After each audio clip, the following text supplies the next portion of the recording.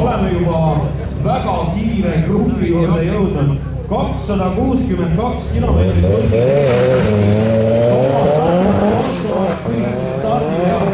Ootame loomulikult parandust, siin tulevad nüüd üle 260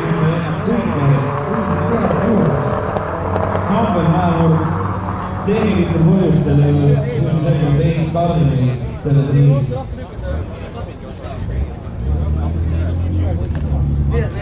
274 kilomeetrit tunnis. Oi, Toomas Tammsalu teeb täna kõigile välja selle tulemuse. 274. B-klass.